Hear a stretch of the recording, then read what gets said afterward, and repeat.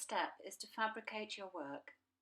This includes soldering on any bezels, claw settings, brooch pins and earring backs you may have made.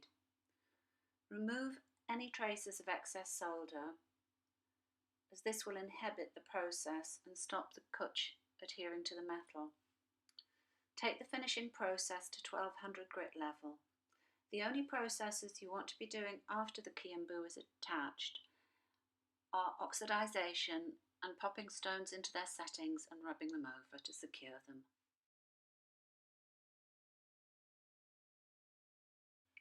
The theory behind Kiambu.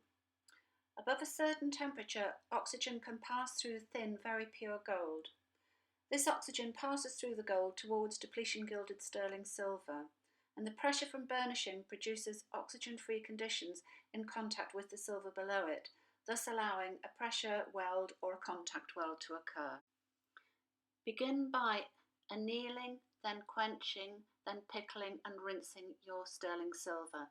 Then do it again. After this, scrub your metal with pumice paste and rinse with water. Repeat these steps at least 2 more times. By now your sterling silver should be very white in colour. You will probably have done 6 sets of annealing with 3 pumicing in between. On the final pumice, rinse well, don't touch the metal or any grease on your fingers will get transferred onto it. I have a hot plate that will generate up to 360 degrees centigrade. Test the temperature by applying a cocktail stick to it if it smoulders, you're hot enough. I have 2 sets of metal burnishers, preference which one you use.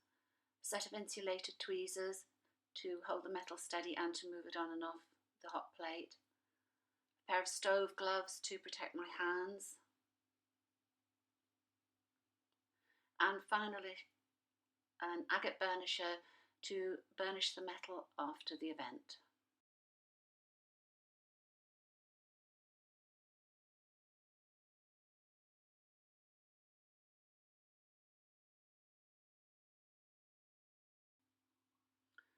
So we're now in class. I've moved out of my workshop and over here.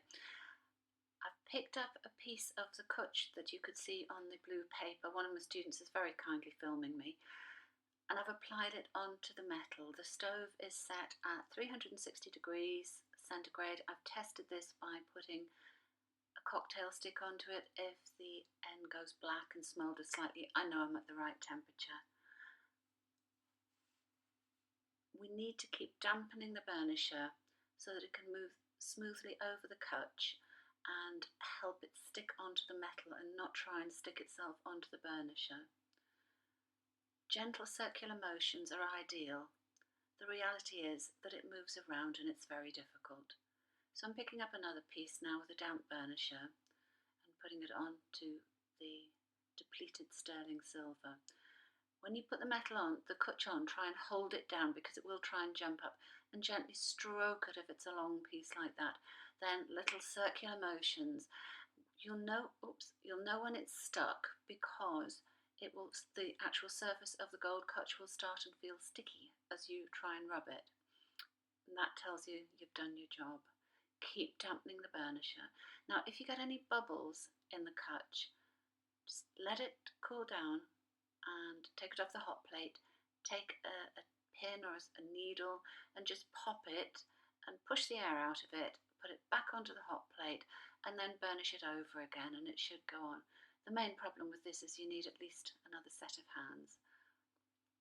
If you want to put Kiambu on something that's highly domed, we have in class had great success by making a little blank out of copper, doming it to the perfect size of the actual thing you want to do in sterling silver, and then heating that up on the hot plate, popping your sterling silver over it, and the heat seems to conduct up through the copper. It makes it much easier to do.